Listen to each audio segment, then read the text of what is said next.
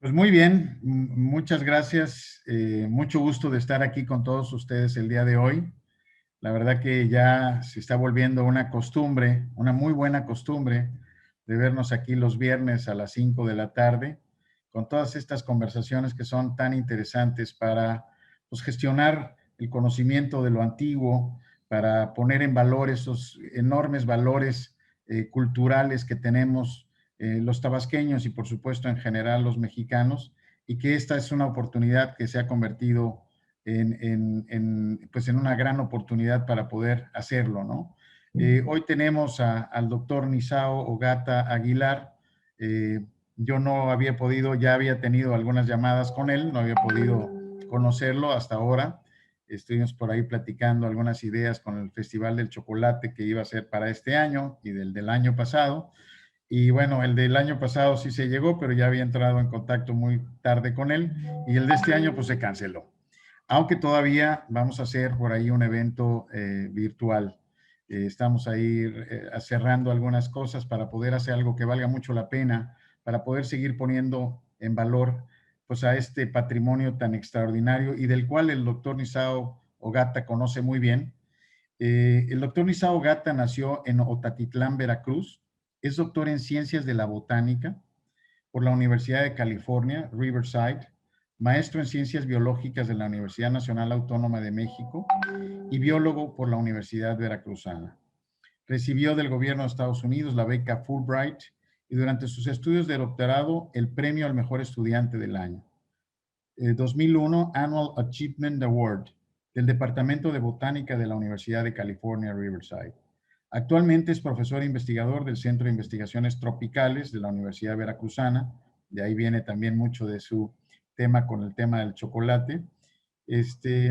Sus principales intereses son, de investigación son la etnobotánica sistemática, la biodiversidad, la conservación biológica y sistemas agroforestales de diversificación productiva. Esto es un enorme tema. Hay que recordar que las plantaciones de cacao fueron conceptuadas como una selva domesticada, es decir, es la selva, pero simplemente se domesticó al hacerla productiva.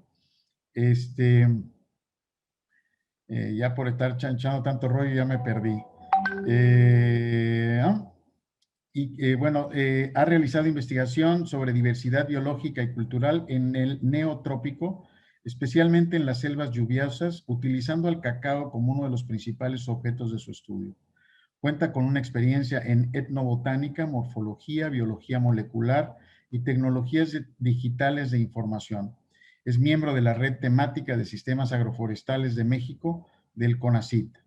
Actualmente es investigador titular C, fundador y primer investigador contratado por el Centro de Investigaciones Tropicales de la Universidad Veracruzana.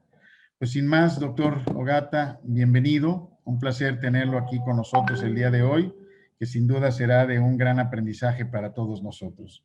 Muchas gracias a todos ustedes por acompañarnos. Aquí veo a muchos rostros conocidos, a Cristi Royan, a Itsuri, a Cosme, Vanessa, en fin, Heiner, mucha gente que tiene un gran interés en estos temas. ¿Verdad? Felicidades porque este es un enriquecimiento personal muy importante. Doctor Ogata, adelante, bienvenido. Muchas gracias, Pepe. Antes que nada, pues quiero agradecerte por la oportunidad de platicar sobre el trabajo que vengo realizando y sobre todo, pues quiero comentar que cuando me invitaste me dijiste, bueno, ¿cómo podemos hacer atractivo esta charla? Y la verdad, no se me ocurrió nada mejor que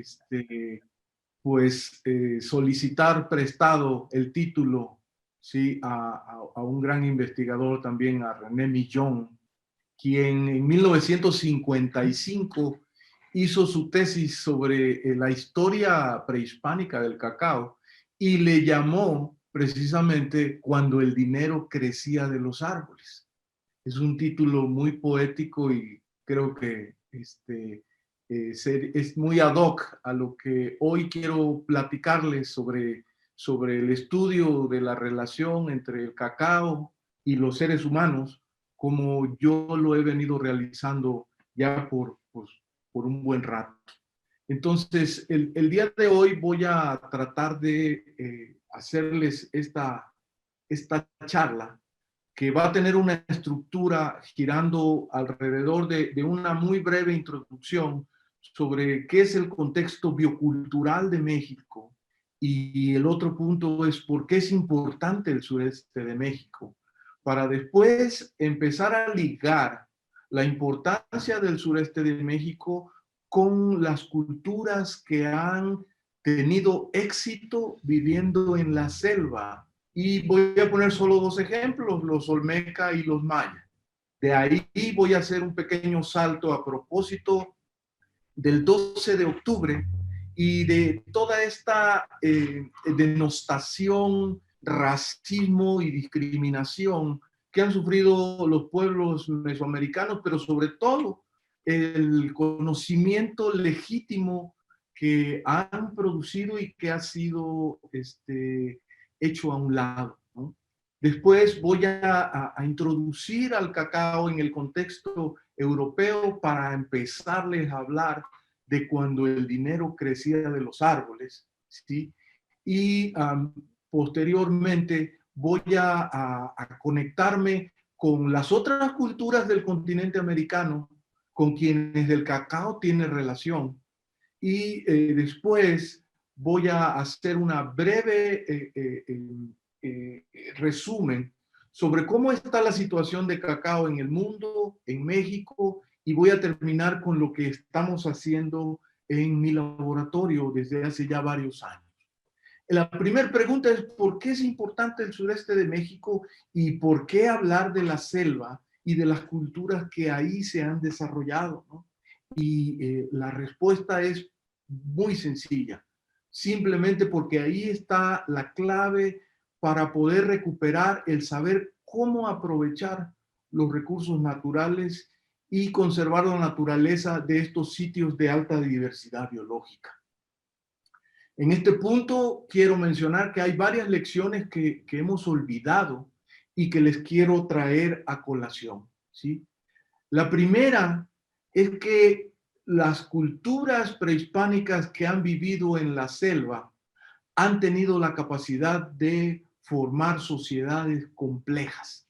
Las sociedades complejas, entendidas como aquellas que son capaces de producir excedentes y que al producir estos excedentes, me refiero a excedentes de alimento, entonces han sido capaces de producir actividades como arquitectura, ¿sí? Han producido ingenieros, han producido médicos y han diversificado a su sociedad.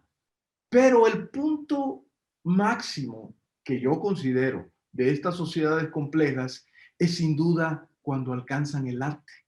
El arte entendido como esta máxima expresión humana de estética, ¿sí? Y comunicación con la naturaleza. Los resultados están a la vista de lo que les estoy hablando. ¿Por qué? Porque hasta la fecha no existe evidencia de extinciones masivas realizadas por las culturas que habitaron el área mesoamericana antes de que llegaran los españoles, ¿sí?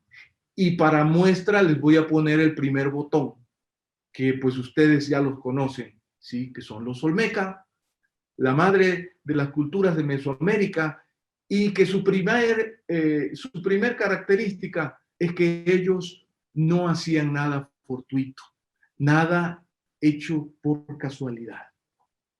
Para esto, les voy a poner un breve ejemplo para poder tener el contexto de por qué es importante esta riqueza biológica y cultural con la que todavía contamos. Les voy a poner algunos ejemplos, ¿sí?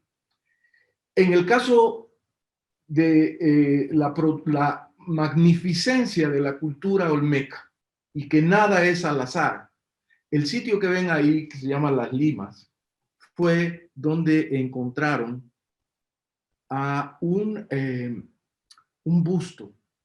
Este busto es uno de los más bellos que hay y que ahorita tengo entendido que lo prestaron a Francia, ¿sí? Y que representa al dios del maíz. Y el dios del maíz es una de las invenciones más importantes que han logrado los olmecas y que los voy a estar ligando con esta producción de excedentes. Lo que ven ustedes ahí es una sola hilera de una gramínea, ¿sí? Que produce solamente una sola hilera de semillas, ¿sí? Ese es el teocintle. ¿Cómo le hicieron? Todavía está a discusión. El caso es que desde los olmecas convirtieron, transformaron esa sola espiga en 10 o 12 hileras de maíz que provocó los excedentes de alimento, que provocaron la diversidad de actividades, que provocaron las sociedades complejas hasta alcanzar el arte. En estas sociedades en donde el agua por todos lados, como ustedes conocen bien la gente de Tabasco, ¿sí? Es agua por donde le quieras ver. Y es uno de los sitios más importantes donde tuvieron éxito culturas como la Olmeca y que pudieron dominar desde ríos, desde el Papaloapan, ¿sí? Hasta Coatzacoalcos, y ahorita van a ver cómo le hacían a estos tipos. Uno de los puntos es básicamente de las cabezas colosales, en donde cuando se dieron a conocer en Europa ya se empezaron a hacer preguntas de cómo le hacía esta gente, ¿no? En Bougon, en Francia, trataron de mover un bloque de 32 toneladas para jalarlo 40 metros, 250 personas. En Indonesia trataron de mover un bloque de 9 toneladas, 4 kilómetros, 345 personas, ¿sí? Y el chiste era cómo le hacía esta gente.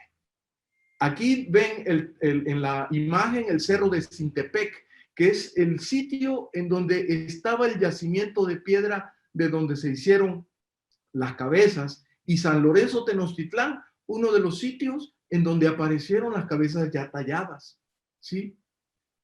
Pues imaginen manejando el agua, los olmecas salieron al Golfo, se metieron al río Coatzacoalcos, ¿sí? Y de ahí, río arriba, se pusieron a manejar las cabezas hasta llevarlas al lugar en donde los señores habían decidido asentarse, ¿sí? Todo ese recorrido. Pero ese recorrido evidentemente no era al azar, porque son tierras muy fértiles que cuando los ríos se desbordan, se convierten en unos gigantescos estanques de comida en donde hay peces, donde hay anfibios, tortugas, moluscos, etcétera. Y lo único que hay que hacer es meter la mano para recogerlos. Cuando los ríos vuelven a su cauce, esas tierras inundadas se convierten en los sitios más fértiles que hay en el planeta.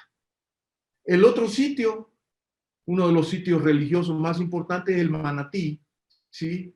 En donde mis queridos amigos Ponciano Ortiz y Carmen Rodríguez hallaron este centro ceremonial donde encontraron desde bustos de madera, pelotas de hule, ¿sí? Estas hachas de jade y otros artefactos cuyo origen más cercano es las de jade, por ejemplo, de Guatemala, otros artefactos de Michoacán. ¿Cómo llegaron ahí? Por supuesto, el cereza en el pastel es el manejo de la selva. Y el manejo de la selva tiene que ver con esto que están ustedes viendo ahí, que es el cacao. Y el cacao, como lo introdujo José Nieves hace un momento, pues es el punto más importante del manejo de los sistemas de alta diversidad, porque la domesticación se enfoca no solo en la especie de interés, sino en la domesticación de todo el bosque, que es lo que vamos a platicar ahorita. Quienes heredaron toda esta escuela de pensamiento y de hacer las cosas, pues sin duda fueron los mayas. Los mayas incorporaron a su forma de ser y a su cosmología el cacao, como lo pueden ver en esta imagen tomada por Justin Kerr, o estas imágenes en donde se relaciona a los monos como los dispersores principales, también a las ardillas de esta especie. En esta imagen que ven aquí, la figura que está hacia la derecha de esta mujer inclinándose es quizá la primera evidencia que tenemos de cómo se hacía la espuma para tomar el chocolate, porque como saben, el chocolate de lo que era más preciado, como la champaña, era la espuma. Esto, sacado en blanco y negro, esa es la manera. Esta es una de las primeras evidencias, quizá la más antigua que tenemos, de cómo se vertía el chocolate. ¿Sí? Esta es una vasija de 600 años antes de Cristo, en donde encontraron teobromina en Belice. Pero entonces llegaron ellos. En 1492, una bola de mercenarios, comandados por el tipo que está ahí enfrente, Cristóbal Colón, vinieron auspiciados por unos reyes que no conocían su universo afuera de su castillo, que lo que querían era las especias de India. Los mercenarios estos, comandados por Cristóbal Colón, llegaron a una tierra en donde estaba ya todo hecho. ¿Sí? Llegaron, se dieron la vuelta y aquí hay una imagen muy ilustrativa de Larson, en donde dice que se quedaron viendo los indígenas cuando se fueron. Y dice que el chiste fue que le dijo uno al otro: ¿te diste cuenta de algo medio raro en la manera en que dijeron nos vemos? Ajá, porque al año, sí, un año más tarde, cuando se dio la noticia, Alejandro VI, uno de los papas más terribles que ha dado la humanidad y la iglesia, ¿sí? En una bendición de norte a sur y de derecha a izquierda, decidió que todo lo que quedara a la derecha, a partir de 1493, iba a pertenecer al reino de Portugal. Y lo que quedara a la izquierda iba a quedar al reino de España. Por eso el tamaño del país que ahora es Brasil, y por eso es que se habla portugués en Brasil. Así fue como dividió este sátrapa al continente sin pedirle ni siquiera la autorización a la gente que ahí vivía. Pero siguiendo hablando de sátrapas, el loco de Colón, que tratando de llegar a la India, llegó a América, pues en su segundo viaje, pues también se perdió. Y ahí lo tienen, ¿sí? Andando por las islas hasta que llegó a lo que es ahora la Española, o lo que era la Española, ahora es República Dominicana, y decidió en ese momento traernos la paz de Dios y del Rey. Le dijo a los indígenas que desde ese momento, pues ya tenían un Dios a quien adorar y un rey a quien servir. 3 aspectos relevantes salieron de aquí. El primero, ¿sí? El primero fue el racismo profundo de esta gente y la supuesta inferioridad indígena que según ellos vieron. El otro punto, el asombro por los sistemas de diversificación productiva que tenían estos seres supuestamente inferiores. El otro fue la sorpresa y la admiración ante la inmensa diversidad biológica que no tenían ni siquiera palabras para nombrarla, y que gracias a la gente que venía de África y a las lenguas de los indígenas mesoamericanos se conformó lo que ahora sabemos que se llama el español atlántico, que es esta mezcla de palabras españolas, árabes, africanas y mesoamericanas. Pero siguiendo con el malandro de Cristóbal Colón, lo metieron a la cárcel, no sé si sepan, lo perdonaron y le dieron chance de que viniera otra vez en su tercer viaje. Y hacia mayo, sí, de 1502, dicen que el 9 de mayo, sí, fue su tercer viaje. Resulta que regresó a donde había sido nombrado como virrey, una cosa así, de la Española, que es República Dominicana, pero como lo habían corrido por ladrón, ¿sí? Entonces no lo dejaron llegar, lo corretearon, pero aquí sería como lo maretearon, porque yo era por mar. Entonces dicen que se fue huyendo hacia Jamaica, y de Jamaica se perdió, y total que acabó, dicen que por una tormenta, acabó en el Golfo de Honduras. Mientras eso sucedía, ¿sí? Mientras eso sucedía, unos compas que dicen que venían probablemente de Tabasco, venían en 9 embarcaciones, ¿sí? Dándole la vuelta a la península. Eran unos mercaderes mayas, ¿sí? Que tuvieron ¿cómo se llama? No sé si el infortunio, creo que sí, de encontrarse con los españoles en lo que era la isla de Guanaja. Allí empezaron a intercambiar impresiones y el hijo de Colón, Fernando, hizo la narrativa. Dice que cuando revisaron las naves de los mayas, traían unos vestidos finos de algodón, unos mazos con los márgenes ornamentados con piedras afiladas, que más o menos sería lo que ahora es el equivalente a un AK-47 o una cosa así, unos cuernos de chivo de manufactura mexica. Traían unas hachas de cobre, traían maíz, traían yuca, algo parecido a una cerveza inglesa y muchas de esas almendras. ¿Sí?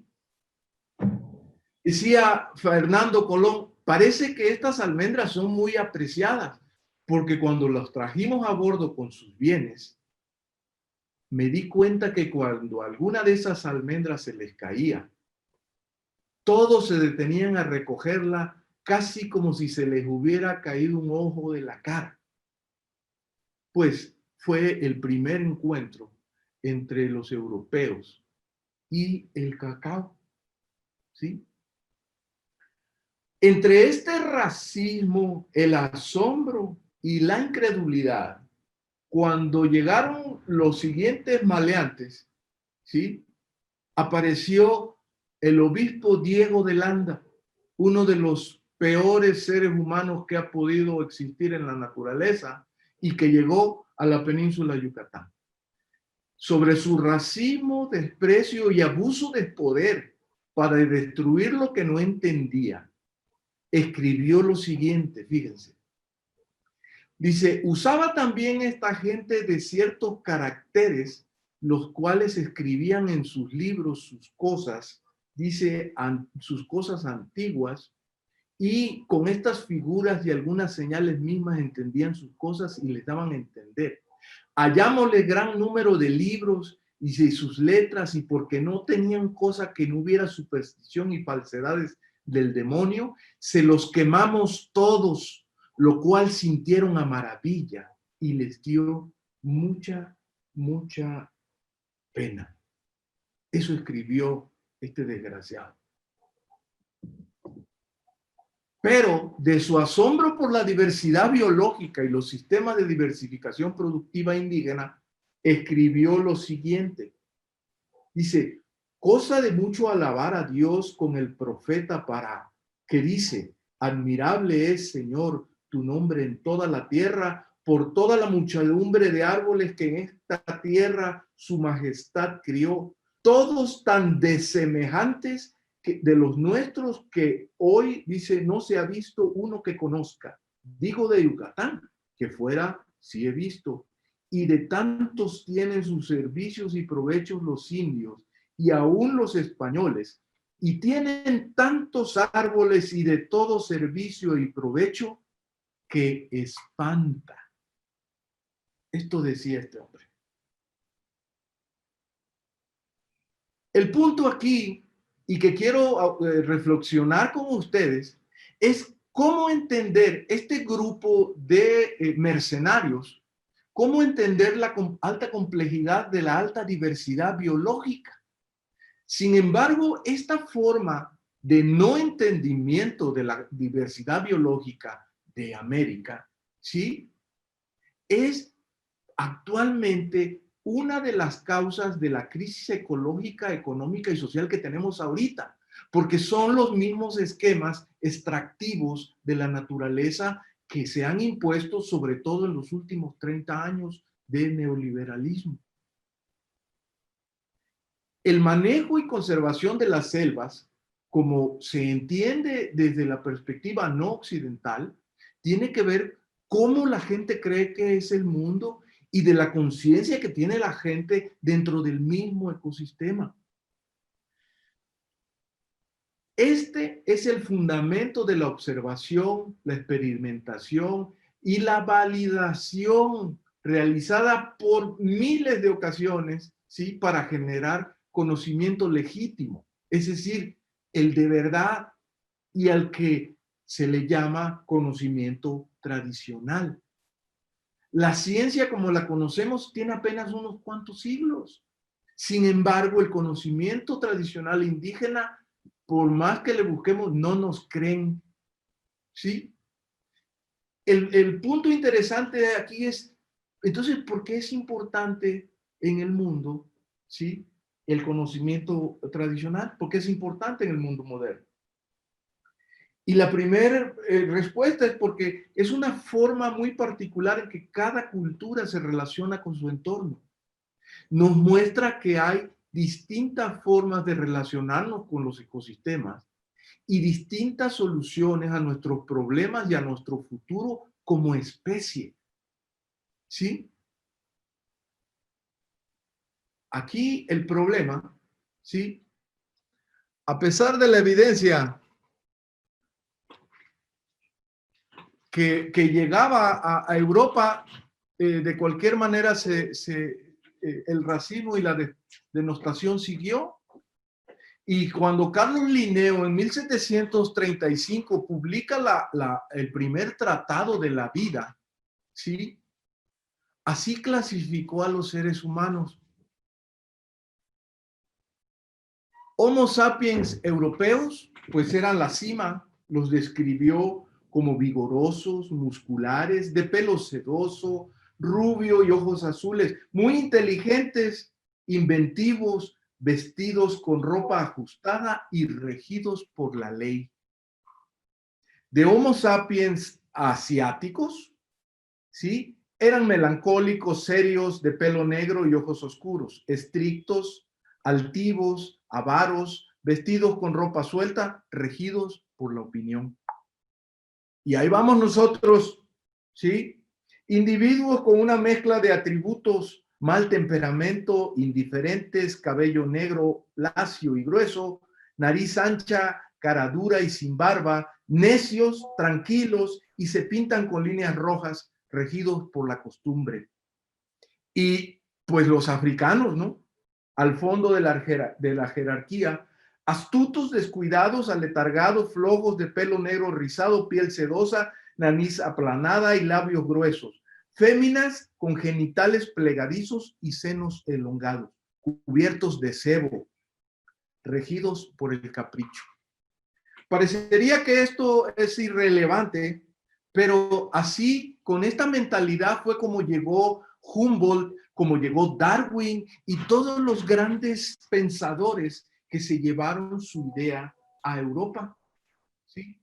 Entonces, marginados, desdeñados y explotados, los pueblos de Mesoamérica han padecido históricamente una desacreditación de sus conocimientos, sus valores y sus formas de vida. A tal grado que existe la amplia difusión, en especial en el ambiente académico, que la única forma de adquirir conocimiento legítimo es a través de la ciencia. Y ahorita vamos a ver que no. Y ahí es donde empieza la historia de cuando el dinero crecía de los árboles y cómo se cultivaba el cacao en épocas prehispánicas. Esto es bien interesante porque nos remite al principio de la charla de las sociedades complejas. El cacao era utilizado en forma de bebida por lo menos de 1800 a 1000 antes de Cristo en Mesoamérica. ¿Sí? Y hasta donde sabemos, la palabra cacao viene del mijezoque, que es muy probable la lengua olmeca que se hablaba. Es lo que sabemos hasta la fecha. Ahora, imagínense ustedes en los tiempos de la colonia, ¿no? Las noticias, cómo corrían, cómo no había WhatsApp, ¿sí? Estaban los cronistas y en el caso había algunos tipos, supongamos un tipo Loret de Mola o un Esta Noche en Hechos, ¿sí? Pero en Europa, ahí les va, esto era lo que se decía de América en Europa. Estoy bien consciente que la gente de pobre imaginación me acusará de ser fantasioso cuando hablo de árboles que producen dinero. Esta era la narración del Joaquín López Dóriga de Europa de aquel tiempo. Pedro Mártir de Anglería era un italiano que tenía la viva voz de los que iban llegando y iba haciendo las crónicas que se tradujeron en muchos idiomas porque él escribía en la lengua de Dios, en latín. Ahora bien, cuando llega Gonzalo Fernández de Oviedo y Valdés, Gonzalo Fernández de Oviedo y Valdés fue el cronista de la corona entre 1532 y 1557. Y lo grandioso que tiene su narrativa es que es la viva voz en lengua hispana de cómo eran los cacautales efectivamente cuando llegaron los españoles. Y aquí les va una pequeña narración.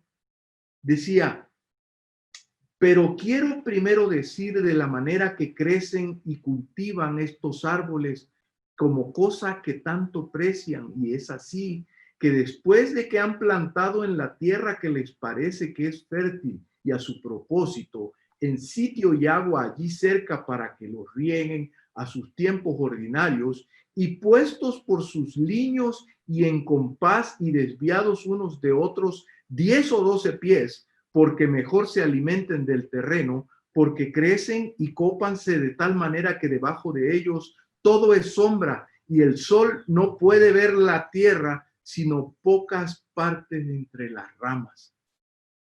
Decía, y porque acaece algunos años el sol le suele abochornar y escaldar de manera que el fruto sale vano y no cuaja y se pierde. Para remedio de esto, tienen puestos entre estos árboles otros árboles que allí llaman los indios yaguariut y los cristianos de madera negra, que crecen casi el doble que los del cacao y los defienden del sol y les hacen sombra con sus ramas y hojas y los van mondando y quitando los brazos y ramas como van creciendo para que suban derechos y a este propósito. Lo interesante aquí, digo, ¿y por qué les estoy diciendo esto? ¿Por qué es importante? Pues lo importante es porque es la evidencia irrefutable de cómo eran los cacautales y son lo que mucha gente, conocimiento que mucha gente ahorita en Tabasco, en Chiapas, ha heredado. Estos cacautales son, como decía Pepe, lo que más se parece a una selva. Es una selva artificial. Es un excelente modelo de conservación de la naturaleza, ¿sí? Y para que tengan ustedes una idea, existen unas 3.000 especies de árboles en Mesoamérica, desde acá hasta Centroamérica. De ahí, unas 600 especies son comunes a la región. Y de ahí, nosotros hicimos el estudio, unas 240 especies tienen alguna utilidad. Ahora bien, una estimada alumna mía, la doctora Carolina Sequeira Larios, hizo su tesis doctoral estudiando el cacao. Estudió 56 plantaciones en Tabasco y Chiapas, y ahí encontró 30 familias de plantas, 50 géneros, 66 especies, ¿sí? En una densidad de entre 250 y 359 árboles por hectárea. Esto es una selva artificial, ¿sí? Y lo interesante es que de todas las 240 especies de árboles útiles que hay en toda la región, casi una tercera parte de las especies están en los cacautales. Interesante, ¿no? Ahora, estos cacautales sirven además como corredor entre manchones de selva para aves, para mamíferos, ¿sí?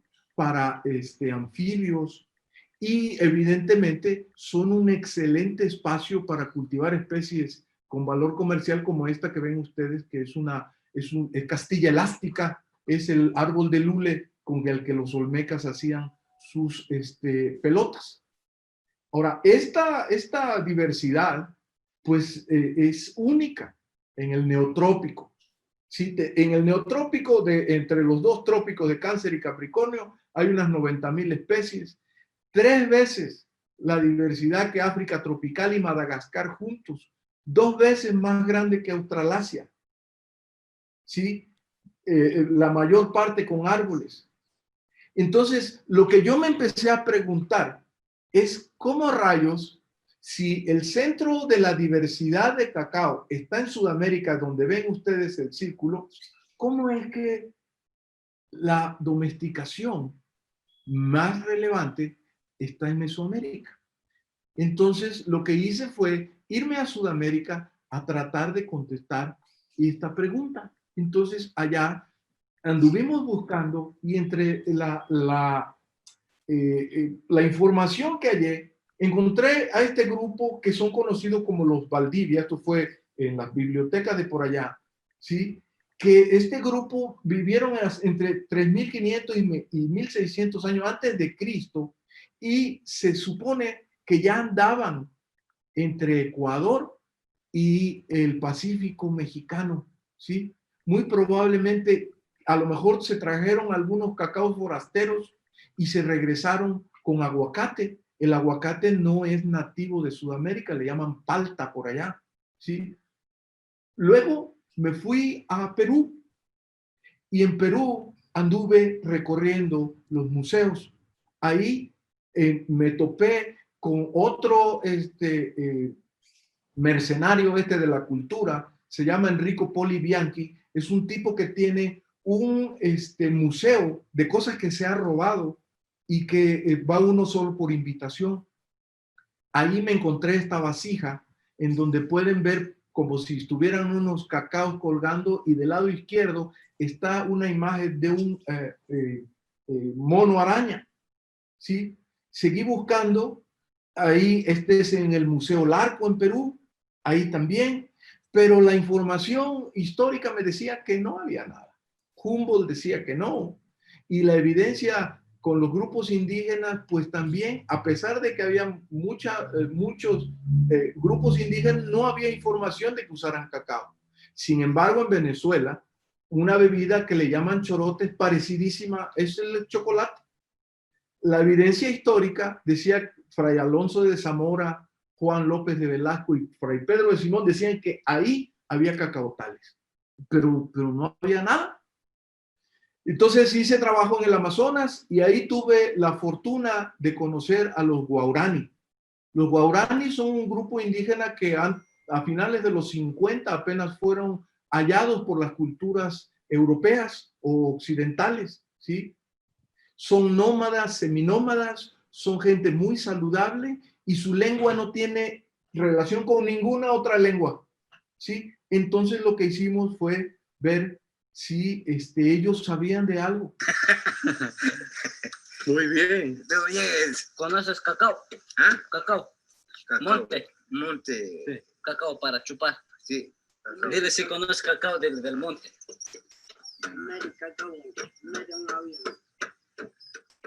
El punto es que el compa nos trajo por media selva y chupan la semilla, pero no la usan.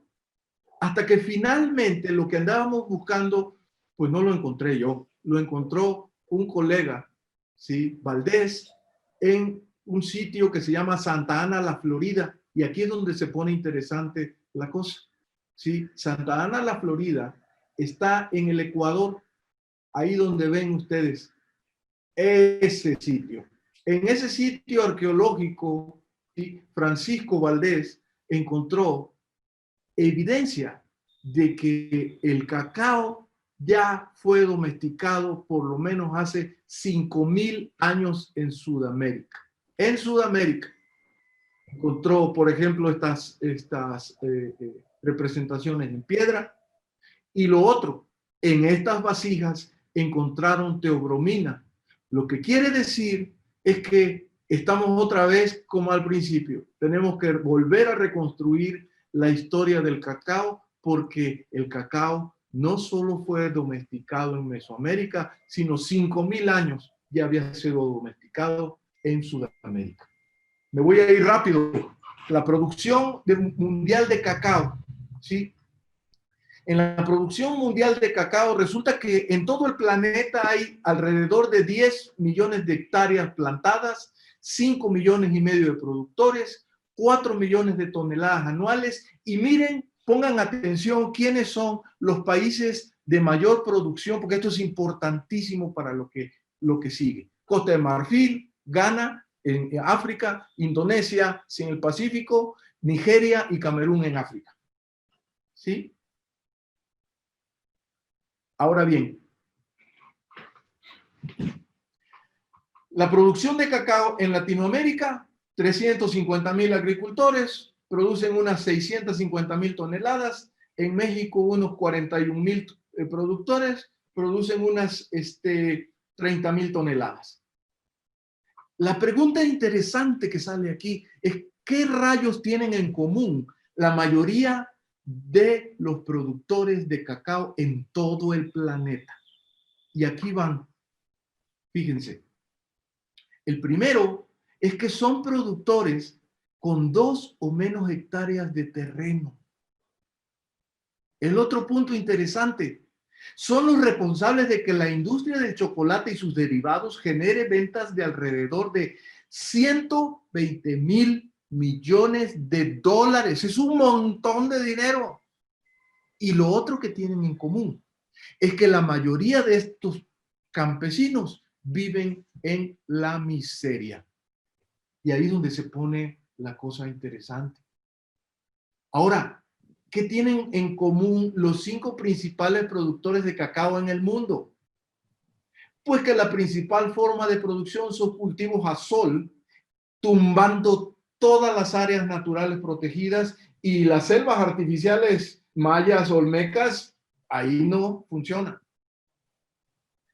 ¿Por qué? Pues porque ninguno de estos países tiene antecedentes en producir cacao, sino hasta poco antes de que se prohibiera la esclavitud en el continente americano, de donde el cacao es originario. Entonces, los muy inteligentes e industriales, en lugar de llevar a los esclavos a América, pues mejor llevaron las plantas a donde vivían los esclavos, y allá hicieron estas repúblicas artificiales para mantener el mismo sistema hasta la fecha. Esto significa que en estos países no hay información del contexto ecológico como hay en Tabasco, Chiapas, Oaxaca, Veracruz, ¿sí? ni la cuestión social que acompaña al cultivo de cacao como en Mesoamérica. Y les voy a poner solamente un ejemplo de qué cosa está pasando. El caso de Costa de Marfil, el mayor productor de cacao en el mundo, y que les pido que no quisiéramos imitar. Entre 2001 y 2014, casi 120,000 hectáreas de áreas protegidas las tumbaron. 13 de las 23 áreas perdieron por completo las poblaciones de primates y la mitad ya desapareció. El elefante, que es el símbolo nacional, está por desaparecer debido a la introducción del cacao. Y lo peor, están utilizando a jóvenes, a niños, los secuestran y los tienen en condiciones de esclavitud en los cacautales. El caso de México ahora, en el contexto de esta pandemia, vamos a ver cómo nos está yendo. ¿Sí? Sabemos que las selvas lluviosas, como los he platicado hasta ahorita, son ecosistemas muy, muy frágiles. ¿Sí? Ahora bien, de los años 50 a la fecha, se han tumbado por lo menos 11 millones de hectáreas de selvas para ganado, monocultivos como caña, plátano. Ustedes saben mejor que nadie en Tabasco. Actualmente se considera que queda solamente 1 millón de hectáreas de selvas. ¿Sí? Para fin de año, 47.8 de cada 100 mexicanos serán pobres y casi 16 van a estar en la miseria. Entonces, ¿qué hacemos?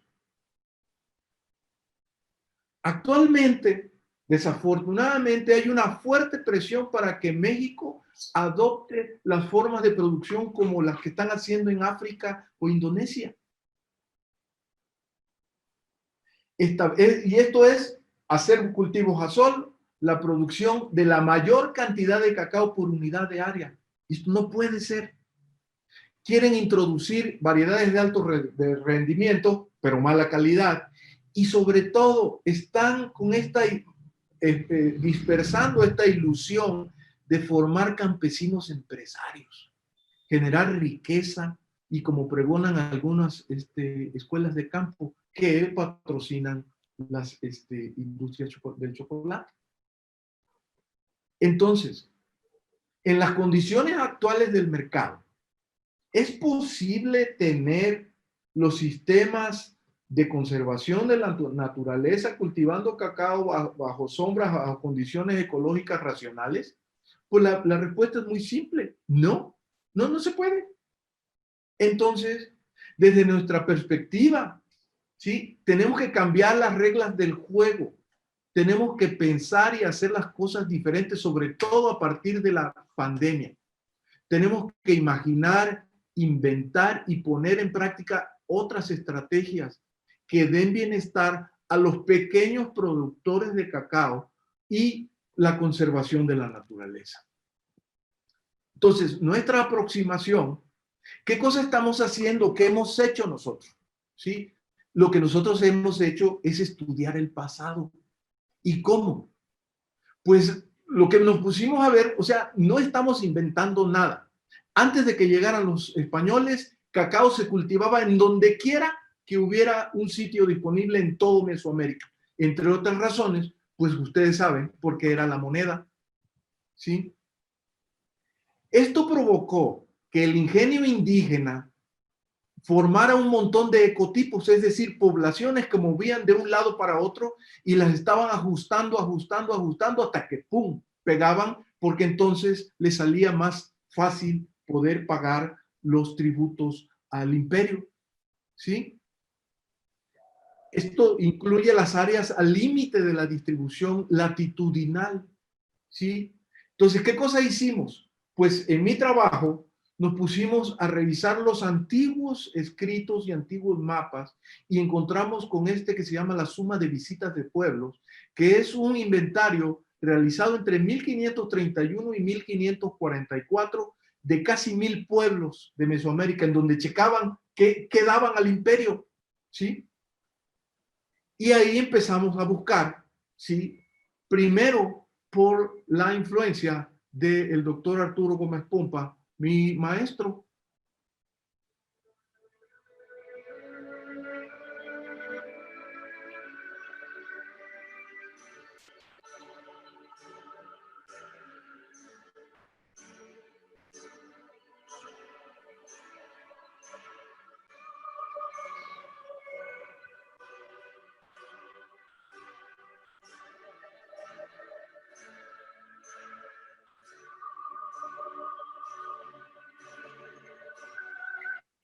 Esto lo dijo Diego de Landa. Y el doctor Gómez Pompa se quedó pensando, bueno, pero ¿cómo lo dijo? Si es una zona como la que ven ustedes en la imagen, no es apta para cacao. ¿Sí? Entonces, buscando, en 1990 encontraron en un cenote cacaos creciendo. Y entonces la pregunta fue, ¿es fortuito o hay algún patrón? Pasó alguien y tiró una semilla. Entonces lo que hice yo en mi tesis doctoral fue ver si era cierto, si había un patrón. ¿Sí? Y lo encontré. Fueron varios los cenotes. Ahí están viendo ese joven que va bajando en el CD. Y la planta que está del lado izquierdo, que está delgadita y las hojas delgaditas, es una planta de cacao que mide por lo menos unos 20 metros. Y miren el grosor, que no es más de 5 centímetros de diámetro. ¿Sí? Ahí encontramos esos cacaos. Entonces, bingo, ahí están. Ahora la pregunta, ¿dónde hay más? Nos volvimos a ir a la suma de visitas y ahora dije, bueno, ¿dónde se daba cacao? Y ahora no se produce cacao. Pues me fui hacia el norte, hacia Tuxpan, hacia los límites de Puebla con Veracruz. Y bingo, encontramos en el Totonacapan estos cacaos que son completamente anómalos, ¿sí? Los encontramos ahí con los compas totonacos y es un ecotipo adaptado al límite de la distribución. Adaptado al límite porque en esa zona llueve muy poco, en la época de frío hace mucho frío para el cacao, ¿sí? Y la tierra es completamente diferente. Sin embargo, miren, son cacaos chiquitos y con el sello tradicional del famoso criollo, ¿sí? De la misma manera, pues pusimos atención en gente como doña Clara Echeverría, que tenía una colección importantísima que ojalá todavía la sigan cuidando, de los cacaos criollos que colectó su padre y después su marido, ¿sí? También hemos trabajado en la Lacandona, en donde hemos hallado estos cacaos gigantescos. Miren nada más, ahí está el fruto. Miren nada más. Y también trabajando en la zona de Oaxaca, en la Chinantla, miren la variación de cacao. Entonces, lo que quiero llegar es que hay una diversidad de cacao mexicano muy importante, con aromas y sabores de alta calidad que necesitan ser recuperados. ¿Qué estamos haciendo nosotros? Nosotros ahorita lo que estamos haciendo es estudiar toda la cadena de producción con la intención de cambiar la balanza y que los campesinos finalmente salgan beneficiados, ¿sí? Para esto les voy a mostrar, ya para terminar, dos estudios de caso. Uno de cómo podemos transformar pastizales, potreros y terrenos abandonados en sistemas agroforestales de cacao. Y el otro, la transformación de cacao en chocolate de alta calidad. El primer caso lo hicimos en una zona donde no se cultiva cacao y no hay antecedentes recientes de cultivo de cacao. Es en el estado de Oaxaca. Ahí ven el Golfo, ¿sí? La parte azul hacia adentro es la presa Miguel Alemán, y ahí entre Usila y Chiltepec fue donde empezamos a trabajar con un grupo de indígenas mazatecos en las faldas del cerro que se llama Cerro Rabón. Trabajamos con 19 familias campesinas y nos pusimos a trabajar desde firmar el convenio para poder tratar de influir no solo en la transformación de estos sitios, sino tratar de buscar la situación social, y es decir, tratar de influir e imitar a grupos regionales que intentan superar siglos de estar relegados. ¿Sí? Aplicar principios de diversificación productiva y solidaridad como estrategias de organización, y utilizar 5 principios básicos: es buscar la autonomía, solidaridad, autosuficiencia alimentaria a través de la diversificación productiva y el manejo sustentable de los recursos. Entonces, ¿qué hicimos con 19 familias y alrededor de 10 hectáreas? Empezamos desde trazar la plantación. Ahí ven las estrellitas, son el cacao. Estos son potreros. Junto al cacao están las Y, que son yucas. Del lado izquierdo, plátano. Del lado hacia arriba son los árboles. Y así empezamos a construir la plantación y a meter especies de árboles útiles. El trabajo lo iniciamos para apoyar desde el trazo de los terrenos, que en este caso se utilizaron herramientas rudimentarias, se les enseñó cómo cortar los cacaos y todo el proceso de germinación y establecimiento de viveros con la participación de la familia, porque la familia para nosotros es fundamental, es parte integral del desarrollo de estos cacautales. Miren, esto es un potrero en donde empezamos a transformarlo, ¿sí? Ahí metimos las yucas, los plátanos, ¿sí? Pero unos compas dijeron, oiga, ¿y si le metemos maíz?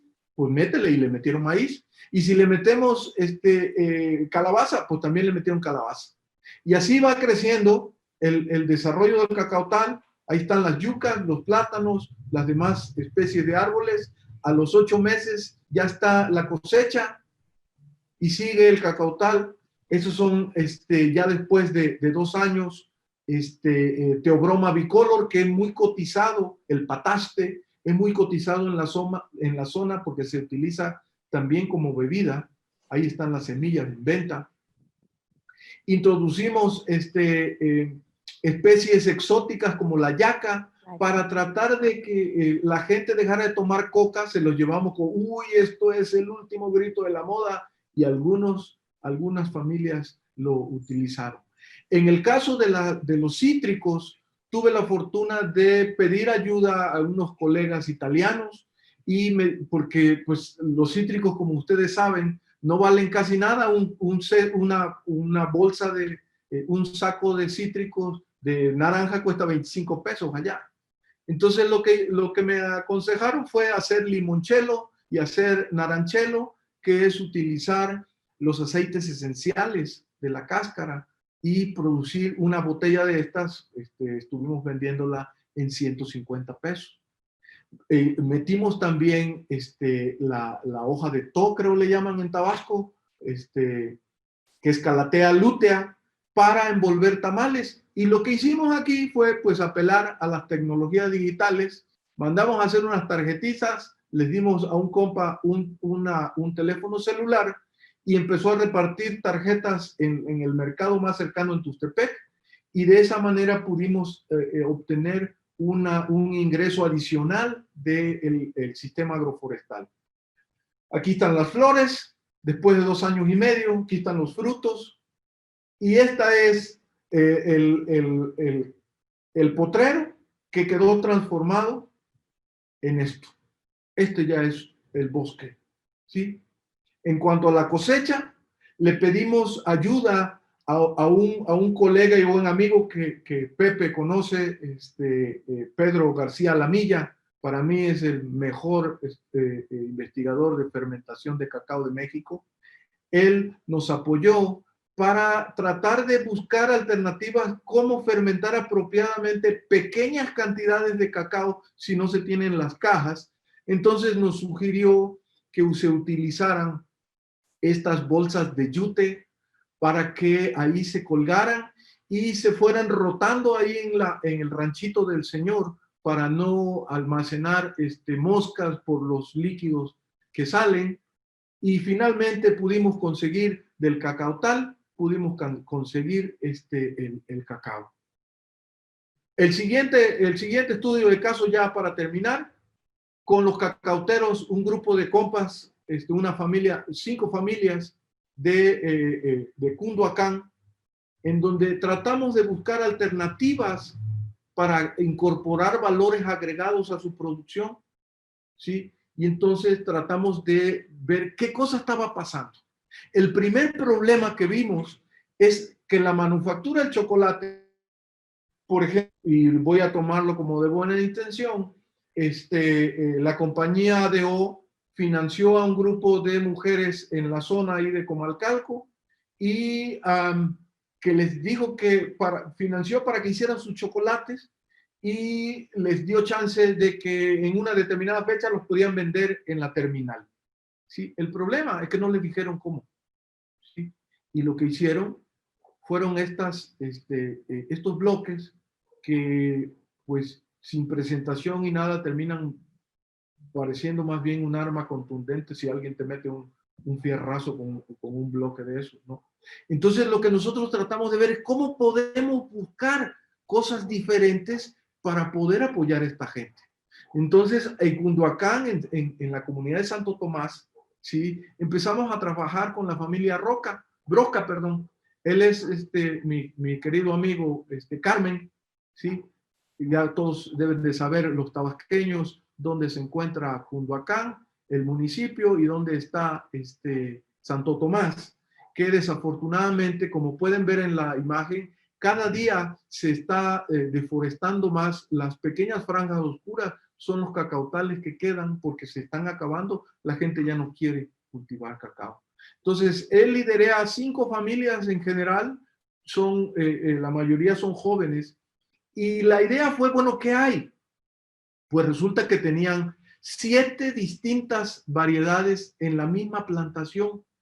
Entonces lo que yo sugerí fue que se escogiera solamente una y de esa sola variedad se hiciera todo el proceso para elaborar chocolates de alta calidad.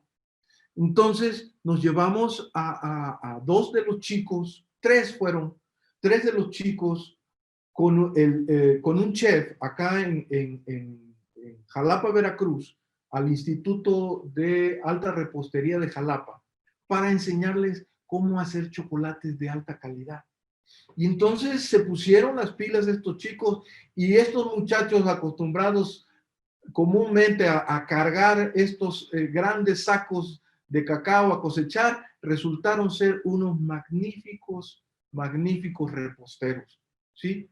Terminaron haciendo todo el proceso para hacer tabletas. Conseguimos con un diseñador hacer los diseños, se hicieron trufas, se hicieron bombones, se hicieron los diseños también, y se presentó en el Congreso Nacional de Etnoecología, de Etnobiología en Morelia, y en 3 días se vendió todo, ¿sí? Entonces, con esto quiero dejar el mensaje de que sí se puede hacer todo el sistema, ¿sí? Pero es necesario tratar de unir todos los eslabones. El último punto es, y aquí va mi plegaria para la Secretaría de Turismo de Tabasco, de que es necesario tomar una estrategia para cambiar la percepción del cacao, ¿sí? Tenemos que cambiar la percepción de lo que es el chocolate. El último ejemplo salió apenas el 16 de septiembre. Analizan que el chocolate abuelita, el 75% del chocolate abuelita es azúcar. El otro tanto son grasas vegetales y alrededor del 7, quizá 8, ni lo dicen, por ciento, es chocolate, es cacao. No puede ser. Entonces, cuando alguien se come un chocolate Carlos V, pues realmente está tomando leche con azúcar y pues nada de cacao. Necesitamos cambiar la percepción. Ahora, ¿cómo? Bueno, pues a mí se me ocurrió, ¿sí? Y lo que es meter influencers, ¿no? Ustedes tienen al joven Lainez que le pidan que haga un comercial para cambiar la percepción. Por mi parte, lo que yo hice fue que tengo la fortuna de ser amigo de Gerardo Trejo Luna, el actor, y junto con él hicimos, yo hice el guión para hablar a nombre del cacao y tratar de influir en la gente en que el cacao es una de las mejores creaciones del ser humano. Entonces, los voy a dejar con este pequeño clip que yo hice y que Gerardo me hizo el grandísimo honor de hacer la voz del clip.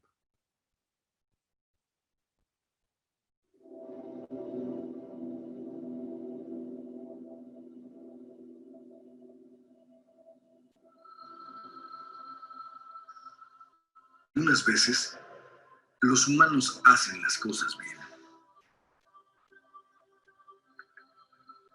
Yo soy una de ellas.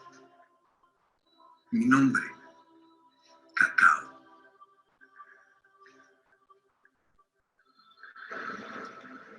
Soy el resultado del sistema más sofisticado de domesticación de la selva lluviosa.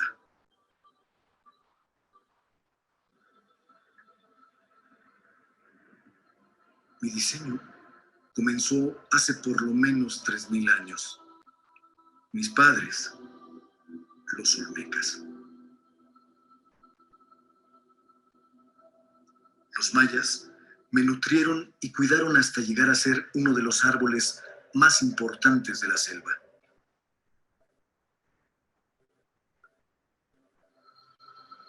Y mis semillas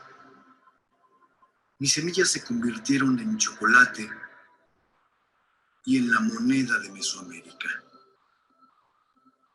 He trascendido tiempo, culturas, y aún estoy aquí, para el placer de la gente de este planeta. Sin embargo, para mantenerme, los humanos de hoy necesitan seguir haciendo las cosas de la manera en que mis diseñadores lo hicieron. Los humanos de hoy necesitan aprender del pasado, hallar el balance donde ninguna especie es más importante que otra, sino el componente de un todo.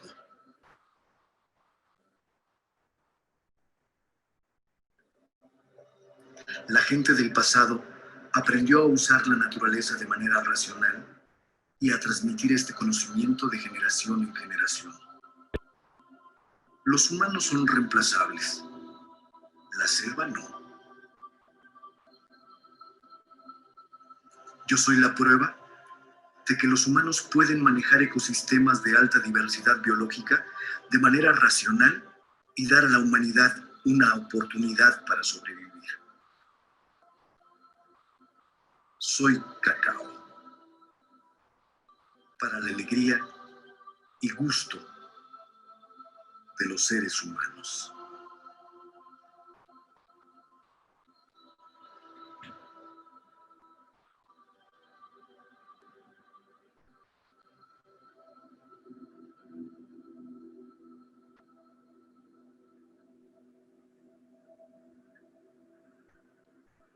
Pues eso es todo.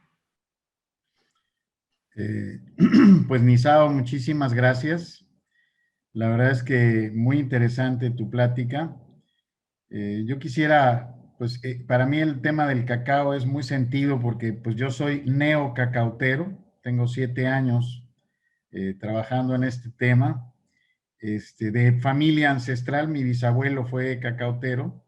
Y he padecido pues mucho de lo que tú describías me iba llegando a las venas, porque he padecido mucho, ¿no? Para empezar, que estamos muy acostumbrados a sembrar bajo los sistemas modernos, en donde pues atentamos contra el suelo y hacemos tantas cosas tan dañinas que no estamos produciendo de una manera ordenada, orgánica, sostenible, agroforestal.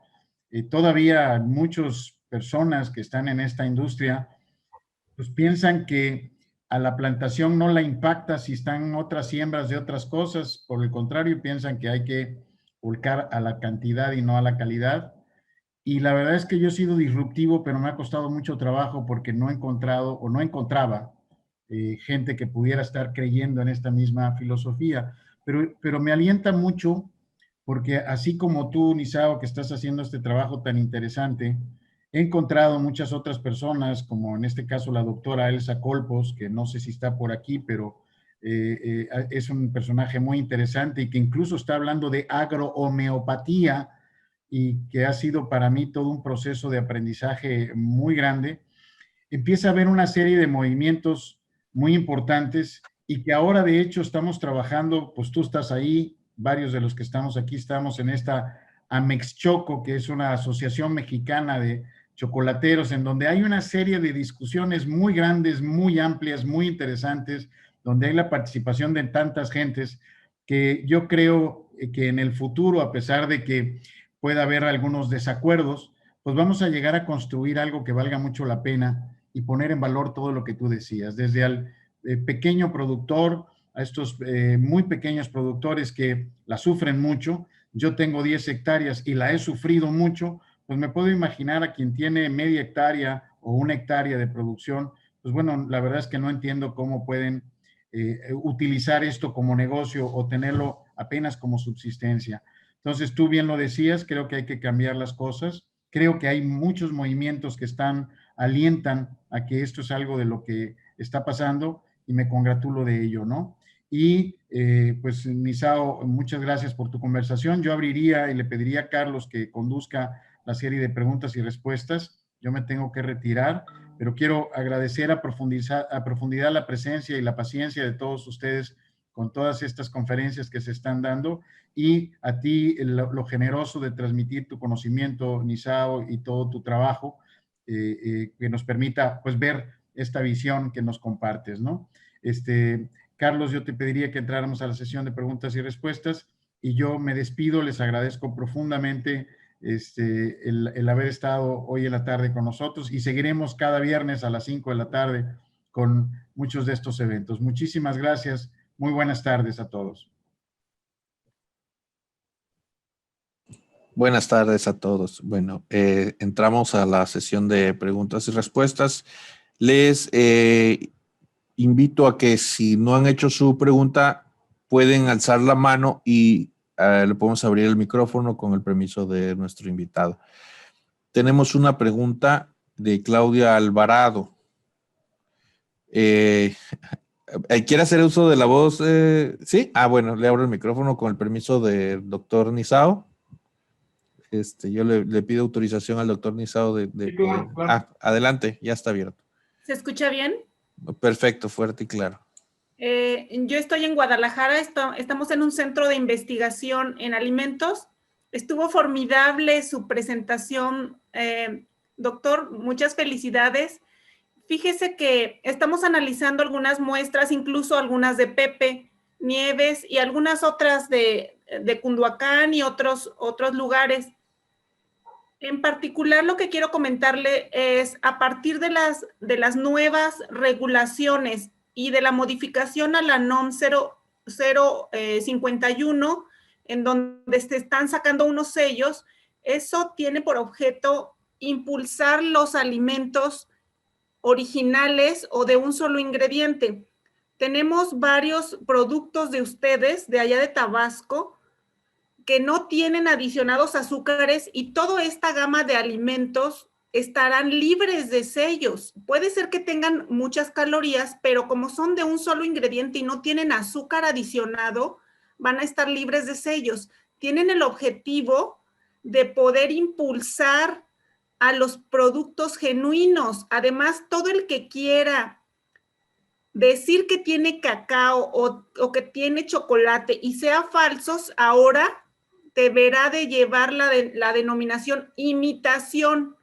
Entonces, podríamos ir trabajando en esa línea para que el chocolate de veras, el genuino, resalte y por fin saque del mercado, o al menos la gente sepa que si tiene un costo, este costo vale la pena.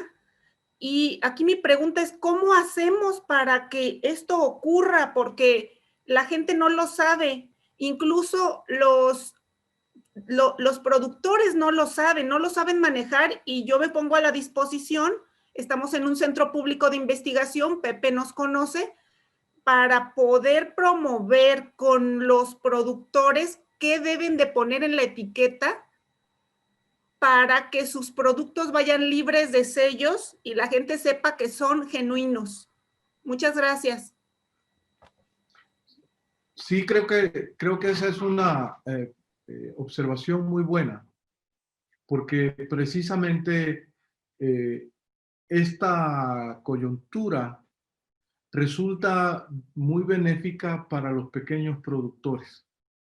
Este momento se me hace muy importante porque puede de alguna manera reivindicar en términos económicos el esfuerzo que hacen los cacaoteros y que el consumidor empiece a recibir lo que realmente es el sabor del chocolate, ¿sí?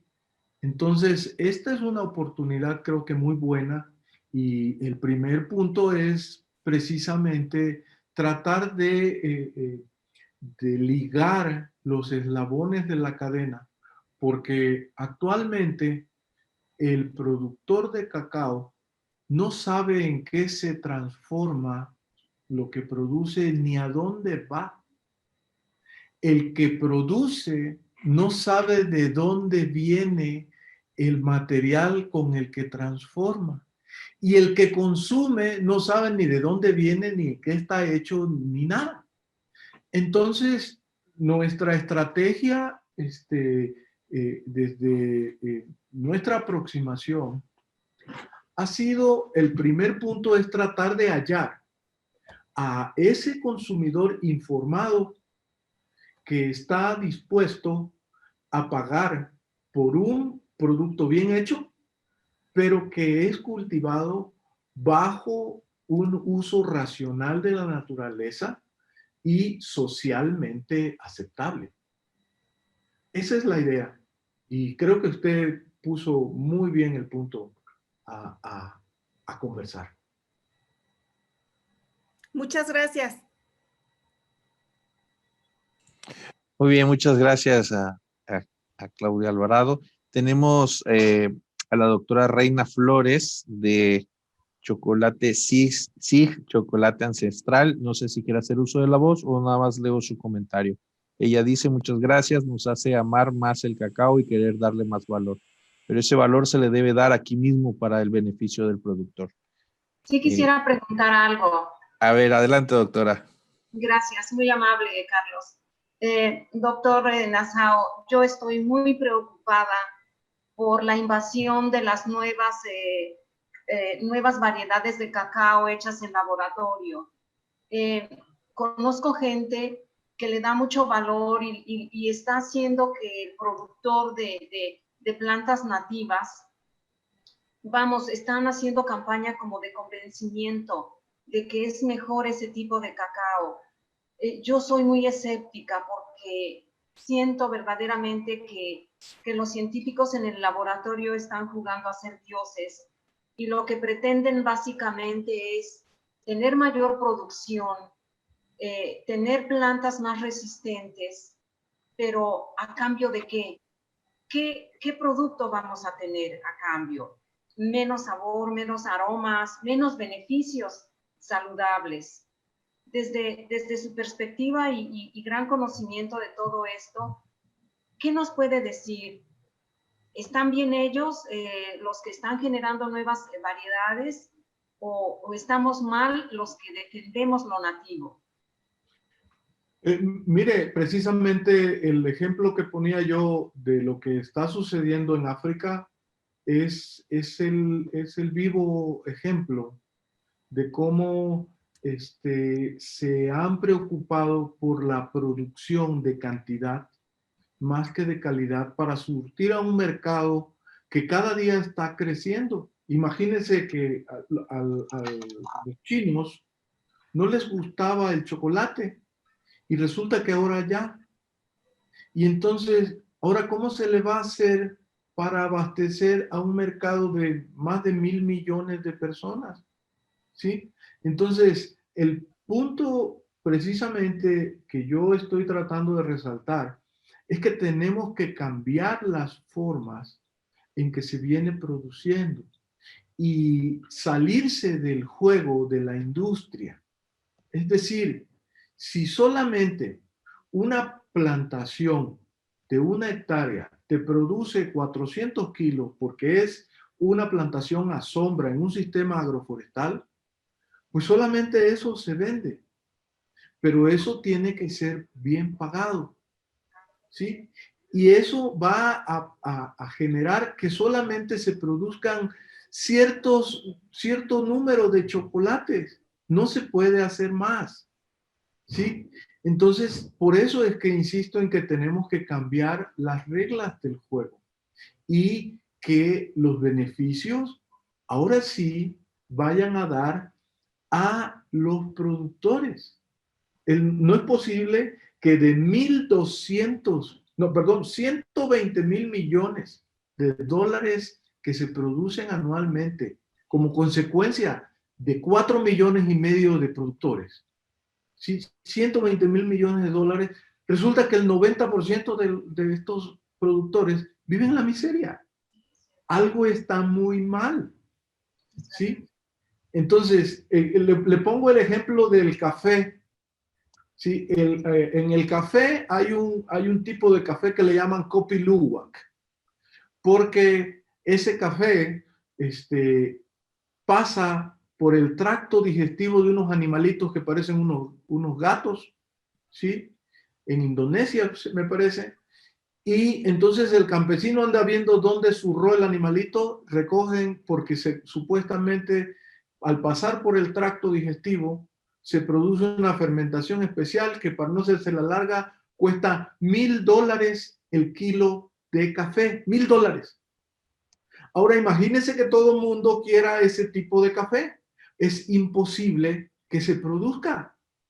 Entonces es necesario que se entienda que existen límites a la producción y esos límites no pueden brincarse, porque si te los brincas, haces el desorden social, económico y ecológico en el que estamos metidos ahorita. Esperemos que estos científicos y la gente que promueve esas plantaciones entienda esto. Muchas gracias. Muchas gracias, doctora Reina, por su explicación. Gracias. Tenemos a Alfredo Sánchez, hace una pregunta. ¿Podría el cacao obtener la denominación de origen? Pues sí se puede tener la denominación de origen. El problema es que es parte de la dinámica, ¿cómo diría yo?, comercial, ¿no? Y entonces quien tiene la denominación de origen ahora es el que se hace el rico, porque todo el mundo va a querer comprarle a él las varetas para producir ese cacao de denominación de origen. Creo que no ha solucionado nada más que fortalecer a cierto grupo de empresas la denominación, como yo lo veo. Bien, muchas gracias. Tenemos aquí un último comentario de Samantha Viñas. Extraordinaria presentación, doctor Nizao. Gracias por compartir y contagiar de su entusiasmo y compromiso con la investigación de calidad. Hasta ahí tenemos las preguntas y los comentarios. No sé si alguien más quiere hacer uso de la voz, que nos alce la mano. Si no, a ver, Cristina Rullán, parece que alzó la mano, ¿no? Ah, perdón. ¿Alguien más que quiera hacer uso de la voz? No sé si quiere dar un último mensaje, doctor.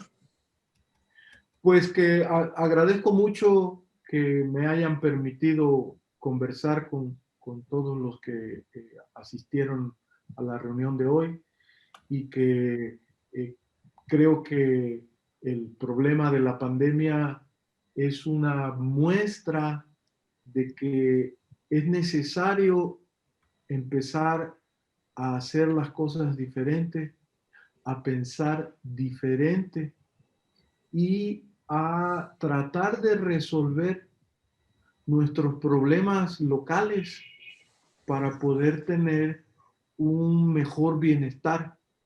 El bienestar entendido como la autosuficiencia de alimentos, la salud, la educación y finalmente poder vivir tranquilo. Yo creo que a través de retomar el tipo de actividades como las que les mostré el día de hoy, que no estoy inventando nada, simplemente estoy recreando cómo se hacían las cosas antes de que llegaran los españoles y cómo aún se siguen haciendo en muchos lugares de Tabasco, de Chiapas, de Oaxaca, de Veracruz. Tenemos que dar credibilidad a ese conocimiento que realmente permite un uso racional de los recursos. Carlos, agradezco mucho por la invitación y estoy a sus órdenes en caso de que nos podamos ver pronto. Muchísimas gracias. Pues muchas gracias a usted, doctor. Aquí tenemos una última pregunta, una mano alzada de Julio. No sé si me permite hacerla. A ver, Sí, Julio, claro, activa tu micrófono, por favor. Ahí está. Hola, ¿qué tal, doctor Nisao? Buenas tardes. Buenas tardes a todos. Simplemente, ¿cuál sería su recomendación para todos los cacaoteros, productores de cacao aquí en Tabasco? Creo que el tema es muy importante y sus sabias palabras igual, ¿no? Sería una buena opción para cada uno de los productores tabasqueños. Mi recomendación es que se empiecen a tratar de hacer las cosas como se hacían antes. Es decir, el cacao, desde mi perspectiva, debe cultivarse a sombra.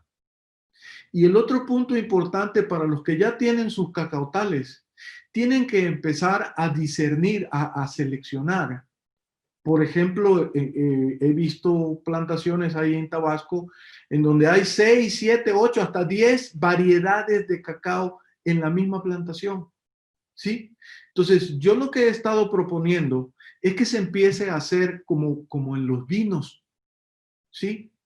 Se hace la selección y entonces tienes un tipo, por ejemplo, un Cabernet Sauvignon de un Merlot. Se distingue porque es el tipo de uva diferente. Lo mismo con el cacao. ¿Sí? Yo lo empecé a experimentar con la familia Broca, que ellos ya seleccionaron una que produce unas semillas rosadas y que le pusimos de cariño Broca Rosa, porque se apellidan Broca, ¿sí? Y sacamos de ahí solamente ese grupo y se hace todo el proceso de chocolate y ustedes a ojo cerrado pueden distinguir una barra de chocolate de la otra, ¿sí? El otro, es muy importante que promuevan el cultivo de las variedades locales, el C58 y todos esos que saben a lodo, son para abastecer a la industria. Y ahorita, como están las cosas, ustedes tienen que empezar a seleccionar, a hacer un buen fermentado para poder vender calidad, ya no cantidad. O sea, no pueden ser que todavía haya compas allá que vendan a 17 pesos el kilo en baba. ¿Sí? Tienen que hacer todo el esfuerzo, todo el trabajo, hacer un buen fermentado para que cada uno de ustedes individualmente empiecen a tomar su propio prestigio. ¿Sí? Por decir algo, yo solamente quiero comprar el cacao de Julio porque él me lo entrega bien seleccionado, muy bonito, bien fermentado, bien seco y no como el de Pedro, que resulta que lo puso a secar, le cayó el aguacero, lo recogió, lo volvió a poner, se le contaminó y como ustedes dicen, ya luego huele a perro, ¿no? ¿Sí? Entonces, es empezar a cuidar los pequeños detalles, lo que van a hacer la diferencia para que el cacao que ustedes cultivan con tanto trabajo pueda ganar el lugar que merece. Esa Muy es mi bien. opinión. Muy bien, muy buena intervención del doctor Isao. Pues le agradecemos mucho, doctor, su disposición para esta tarde, esta plática tan enriquecedora con el título Cuando el dinero crecía en los árboles. Bueno, pues en nombre del gobierno del estado de Tabasco, en nombre del licenciado Adán Augusto López Hernández, en nombre de la Secretaría de Turismo también, en nombre del secretario José Antonio Nieves, les damos las gracias a todos, en especial a nuestro invitado especial el día de hoy, el doctor Nisao Gata. Nosotros les esperamos el próximo viernes a las 5 de la tarde con otra de nuestras pláticas que pueden encontrar en nuestras redes sociales. Yo les deseo que tengan buen fin de semana, muy buenas tardes, hasta la próxima.